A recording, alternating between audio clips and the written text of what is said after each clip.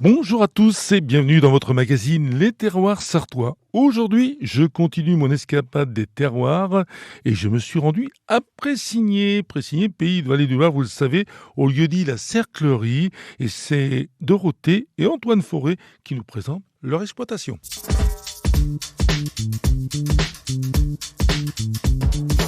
Je suis chez Dorothée et Antoine Forêt. Bonjour et merci d'accueillir RCF Sarthe. Merci, bonjour à vous et merci de venir nous écouter. Voilà, alors je voudrais savoir un petit peu, présentez-moi un petit peu votre exploitation, parce que je vois que c'est immense et dans un endroit exceptionnel, j'allais dire un tableau de peinture, parce que c'est très très beau. Alors qui veut démarrer ? Alors notre exploitation, donc nous sommes installés sur la commune de Pressigné, nous avons aussi quelques terres sur la commune de la Chapelle-d'Aligné, on est à cheval entre les deux communes. Donc nous sommes installés sur 160 hectares avec mon épouse. Donc nous avons plusieurs productions. La production principale qui est l'activité porc. Donc nous avons un atelier naisseur-engraisseur en porc avec 60 truies. Et nous avons un atelier bovin à côté avec 60 mères aussi, naisseur-engraisseur. Et là, on garde tous les mâles qui sont castrés pour faire des bœufs. Donc on a aussi, donc sur les 160 hectares, il y a à peu près une cinquantaine d'hectares de céréales qui servent à nourrir les cochons. Et tout le reste est en herbe pour l'alimentation des vaches. Voilà, vous produisez les aliments, comme ça c'est très bien, ça permet d'avoir, on va dire, le circuit court et d'avoir une consommation, car le consommateur est là aujourd'hui, il regarde, il écoute et il veut savoir ce qu'il mange, on est d'accord ? Oui, c'est tout à fait ça, donc aujourd'hui c'était l'objectif, c'est d'avoir une autonomie la plus proche possible de ce qu'on a besoin, donc on a 100% aujourd'hui sur nos vaches en aliments, et on est autour de 50 à 60% pour les cochons, en fonction des années de céréales, donc voilà, c'est une autonomie maîtrisée, on va dire, pour une exploitation. C'est quoi les races chez vous, là, justement, que vous avez ? Parce que j'ai regardé un petit peu quand même, je me suis dit, oh là, les limousines sont très belles. Donc c'est ça, vous avez bien observé, nous avons majoritairement donc, des limousines et il y a quelques normandes qui servent de tente, voilà, pour quand il y a des limousines qui n'ont pas trop de lait, c'est elles qui prennent le relais pour les petits veaux. Alors vous êtes là, vous Antoine Forêt et Dorothée, madame également. Alors vous occupez de quoi exactement ? Alors moi je m'occupe principalement de la maternité, donc c'est moi qui m'occupe de l'insémination des truies, la naissance des porcelets, jusqu'au post-sevrage. Je m'occupe aussi de tout ce qui est vente directe, donc dans une AMAP et aussi directement à la ferme. Et depuis que je suis installée, j'ai aussi développé, on est agréé par l'Éducation nationale et on est ferme pédagogique, donc on reçoit aussi des écoles au printemps, des écoles, des IME, des EHPAD. Voilà. C'est important, pourquoi ? Parce que, j'allais dire, effectivement, vous en parlez très bien, recevoir les enfants, c'est-à-dire retrouver un petit peu le sens, effectivement, pour les enfants, des animaux, d'abord, d'une part, et puis, bien sûr, la consommation, c'est d'une importance capitale aujourd'hui, et les enfants ont peut-être besoin de retrouver un petit peu le vrai, si je puis dire. Oui, tout à fait. En fait, on s'est rendu compte quand nos filles étaient à l'école, qui est pourtant une école rurale, que les enfants ne savaient pas tout à fait d'où venait la viande, et c'était important pour moi de leur montrer et de leur expliquer que même si on consomme de la viande, ce qui est important, c'est de respecter l'animal du début à la fin de sa carrière. Et ça, c'est quelque chose qui avait du sens pour moi et il faut leur apprendre dès tout petit, d'où vient ce qu'il y a dans leurs assiettes. Exactement, c'est-à-dire le bien manger et de tout manger, justement, parce que le principe aussi dans les cantines, aujourd'hui, si on fait des bonnes choses dans les cantines, j'imagine que vous avez des contacts pour travailler peut-être avec les cantines ? Alors, malheureusement, peu dans le secteur, mais c'est vrai qu'on essaie de passer des messages. Mais c'est vrai que c'est difficile aujourd'hui de travailler avec la collectivité. Alors c'est tout simplement parce qu'ils n'ont pas l'habitude, peut-être parce qu'ils ont des producteurs au pied de chez eux et ils ont des bons produits. Et justement, ce qu'on recherche, c'est les bons produits. Bien sûr, vous le disiez, vous Dorothée, c'est un élevage qui est soigné, un élevage qui est bien suivi. Donc toute l'importance aujourd'hui est là. Oui, c'est là. Mais l'enjeu et la complexité pour les fermes comme nous, c'est de pouvoir fournir une école avec un certain morceau de pièces, de l'animal, quoi. Par exemple, une semaine que des saucisses, l'autre semaine que des côtes de porc. Oui. Et nous, on a des animaux en entier à valoriser. Avec, si je prends le cochon, on a du jambon, on a des côtes, on a des rôtis. Donc c'est difficile pour un simple agriculteur tout seul de fournir une école de collectivité. Donc on a besoin de s'organiser ou de travailler avec des outils qui élargissent un petit peu ce cercle local, quoi, si on veut y arriver. Donc c'est là où on a du mal à trouver l'adéquation entre l'école qui voudrait bien la viande qui vient juste de la ferme juste à côté de chez elle et trouver les produits nécessaires toutes les semaines. Et donc vous Dorothée, vous vous dites un petit peu, vous êtes au début, la naissance, tout ça, il faut regarder tout ça, ça doit être ça se passe comment finalement? C'est toute une complexité. J'imagine qu'il faut bien gérer ça pour avoir des résultats après une réussite de tout ça. Oui. Oui, et ben, il y a un suivi technique assez pointu. Il faut surveiller le cycle de l'animal. Nous, en plus, on a fait le choix d'être en bio. Donc, ça sous-entend des normes de bien-être assez élevées, de la paille qui nécessite de la fourche. Plus de contraintes? Plus de contraintes. Moi, en plus du cahier des charges bio, j'ai choisi de faire de la mise bas en liberté. C'est-à-dire que les truies ne sont pas contentionnées pendant la mise bas. Elles sont dans la paille. Les porcelaines naissent dans la paille. Donc ça sous-entend un petit peu de surveillance aussi à ce niveau-là. Et beaucoup plus de nettoyage aussi, parce qu'il faut renouveler la litière très régulièrement. Voilà, ça fait partie aussi de vos engagements. Hein. Tout à fait. Quand on a choisi d'être en bio, pour nous, c'était une évidence. Et le bien-être animal a fait partie des principales motivations pour nous mettre en bio. Alors c'est vrai que dans l'élevage, la qualité pour des bons veaux, des bons bœufs également, pour avoir de bonnes viandes, il faut de bonnes cultures, il faut de bons éléments. C'est d'importance tout ça. Hein. C'est sûr que l'alimentation est primordiale pour que les animaux se développent bien, mais que ce soit valable pour les vaches et les cochons. Alors c'est vrai que nous en bio, on a des pratiques différentes. Grosso modo, nos cochons, ils restent quasiment 2 mois de plus chez nous par rapport à l'élevage conventionnel. Parce qu'effectivement, ils ont plus d'espace, ils ont une alimentation un peu moins riche et on les bombarde pas comme des Formule 1. Il faut que la nature fasse tranquillement les choses. Voilà. Ils ont la place de courir, donc ils se dépensent un peu plus. Oui, c'est important. C'est ça, nous on a, par rapport à l'élevage industriel pur, on a 3 fois moins de cochons au mètre carré. Donc voilà, ils ont de l'espace, ils ont de la paille avec laquelle ils fougent. Donc voilà, ça fait que la viande met plus de temps à venir à maturité. Et effectivement, en termes de qualité, on le retrouve. Et là, quand on discute avec des bouchers, ils savent tout de suite faire la différence. Quand ils mettent un coup de couteau dans un cochon bio, un cochon non bio, ça aujourd'hui, il n'y a pas de... Alors justement, le travail avec les bouchers, charcutiers, justement, qui sont les gens autour de vous, qui sont les acheteurs, évidemment, comment ça se passe? Alors donc aujourd'hui, nous on travaille plutôt en circuit long. On fait un petit peu de vente directe, comme le disait ma femme tout à l'heure, mais notre principale activité, c'est plutôt le circuit long.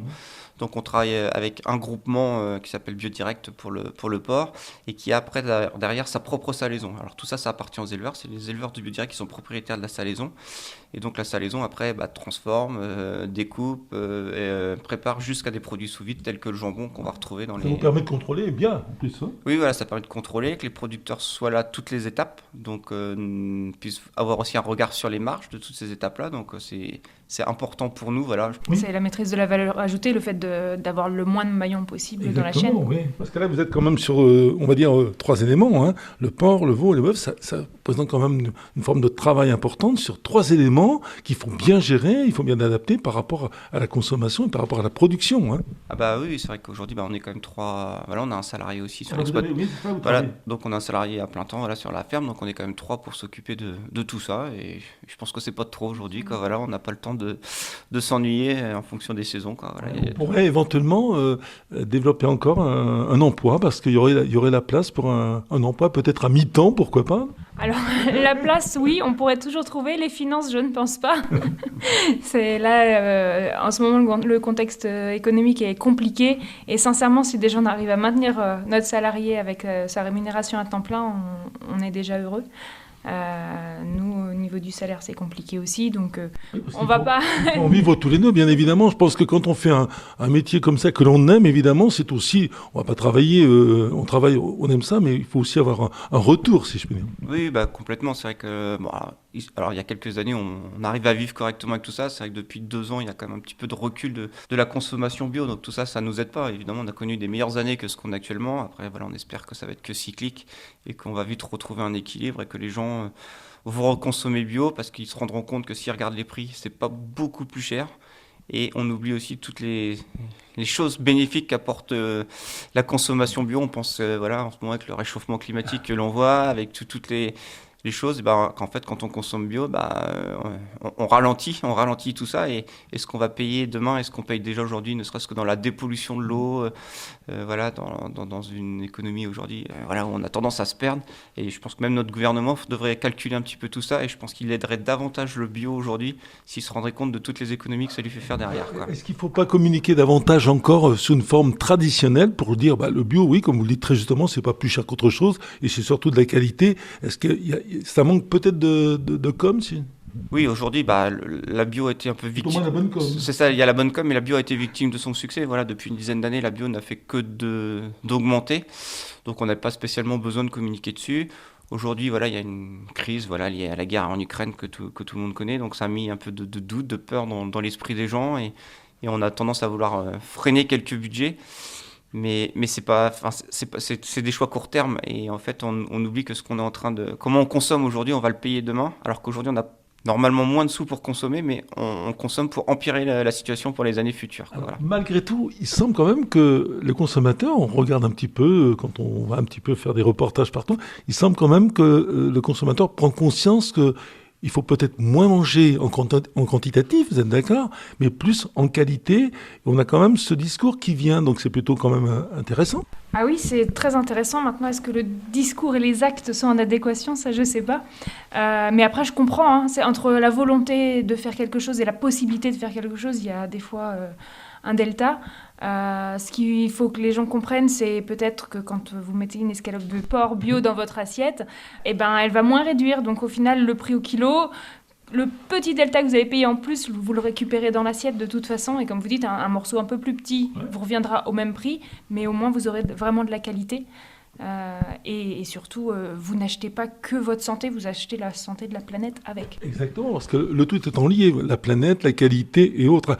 Vous n'auriez pas eu d'idée, mais vous avez déjà, je vois, assez de travail de monter une petite boutique, mais ça prend énormément de temps. Vous savez, je visite évidemment, grâce à notre antenne de radio, on va chez les producteurs en différents secteurs de la Sarthe, qui, eux, ils sont à un degré différent, ont monté une petite boutique, mais ça prend énormément de temps, évidemment. Il faut transformer, il faut faire tout ça, il faut être installé. Donc, chacun a son idée, comme vous le faites très bien dans votre domaine, vous.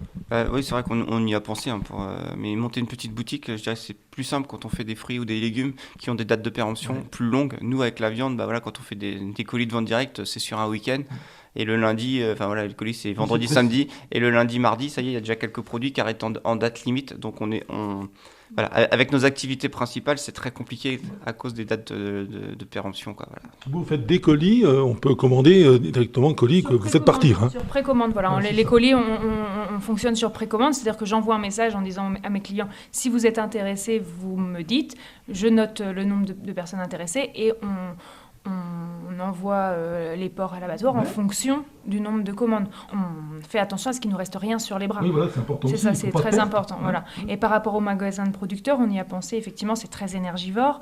Et vous voyez où on habite, on est à 2 km de chemin, c'est compliqué aussi l'accès, Oui, voilà, c'est ça, l'accès à la ferme. Par contre, on fonctionne avec les AMAP, c'est-à-dire que on a à Cromières, par exemple, une AMAP avec qui on fonctionne, et c'est nous qui apportons les colis aux clients quand ils viennent chercher les colis de légumes. Donc, on travaille déjà un peu en association. C'est une façon aussi de communication, on va dire, directement à la base, et c'est plutôt bien, parce que finalement, on revient à ce qu'on appelle la tradition, comme on faisait les marchés autrefois, c'est une forme de tradition, ça. Oui, et c'est parfait, et ça rajoute du lien social, ça rajoute... on explique comment cuisiner nos produits, avec les légumes du collègue maraîcher, notre viande. Enfin, ouais, c'est important, les conseils, évidemment, si on voit sur le veau, le bœuf, le porc, même moi je suis perdu, parfois c'est pas très bon, je réussis pas bien les choses. Oui, non, c'est sûr. Et après, en plus, je dirais, il y a quand même un lien aussi et une sorte de solidarité entre les producteurs bio, parce que déjà, malheureusement, on n'est pas beaucoup. Voilà, si je prends sur Pressigny, on est 2. Voilà, et donc voilà, quand on fait un peu le lien avec les agriculteurs des autres communes, donc on se soutient. Et c'est vrai que les maraîchers sont pour moi souvent un peu les pièces centrales des autres productions, parce que eux, effectivement, ils ont des paniers, ils ont des choses à proposer toutes les semaines. Et donc nous, tous les autres productions, on vient se greffer un petit peu autour de quoi, parce qu'ils ont une habitude de fonctionnement qui est liée à leur activité, quoi. Alors, il y a un ensemble de producteurs qui viennent justement dans cette réunion de MAP, qui est tous les combien ? Alors la MAP, elle est toutes les semaines, tous les jeudis à Cromières, là c'est ouvert. Et nous, le porc, on le propose qu'une fois par trimestre, par exemple. Voilà, oui. Parce que un colis de porc, les gens, le temps qu'ils le mangent, voilà.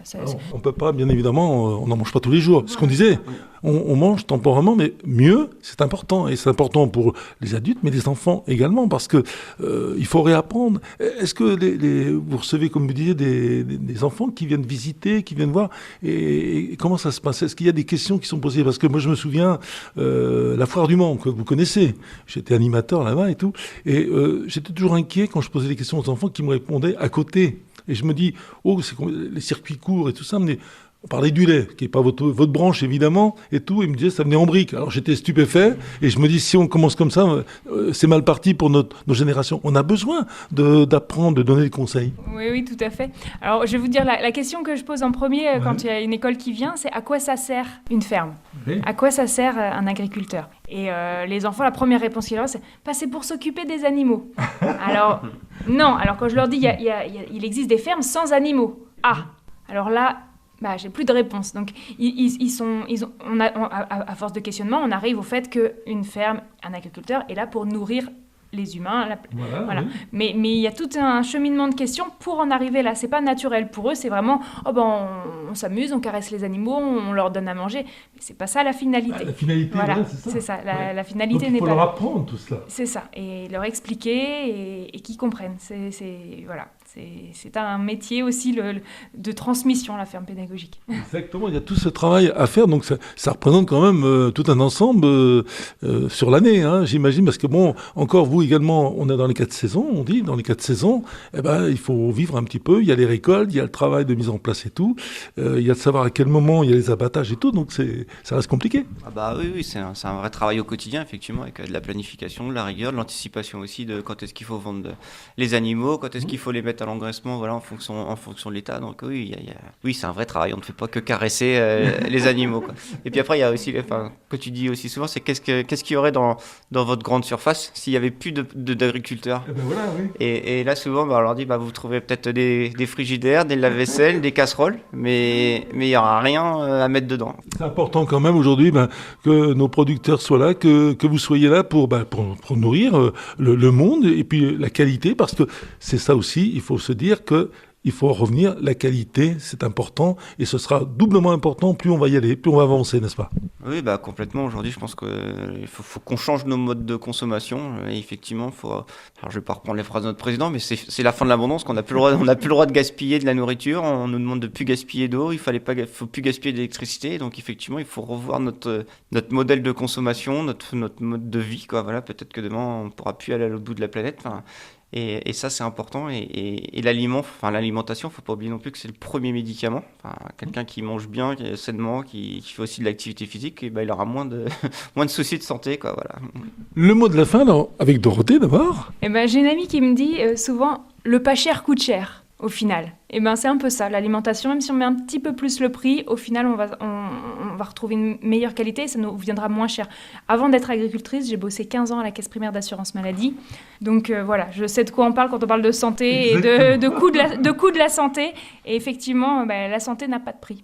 On fait de l'actualité, vous avez raison. Et vous, Antoine ? Non, aujourd'hui, voilà, je peux qu'inciter les gens à consommer bio, à essayer de consommer local aussi, de s'intéresser à ce qui se passe autour de chez eux, parce qu'aujourd'hui on a des fois plutôt tendance à se renseigner de ce qui se passe à l'autre bout du monde ou de la planète, et on oublie l'essentiel de la biodiversité, la nature qui est autour de chez nous, et je pense que c'est quand même la clé de demain. Si on doit changer notre fonctionnement, il faut qu'on se réapproprie nos territoires et notre environnement, parce que ça sera plus que ça nos seules activités dans quelques années, malheureusement. Écoutez, merci beaucoup Dorothée et Antoine Forêt, merci d'avoir reçu RCF Sarthe, et puis on vous souhaite de bonnes aventures encore, du beau travail comme vous faites, et de continuer, j'imagine, dans plein de choses qui vont arriver. Merci beaucoup de nous avoir accueillis. Merci à vous.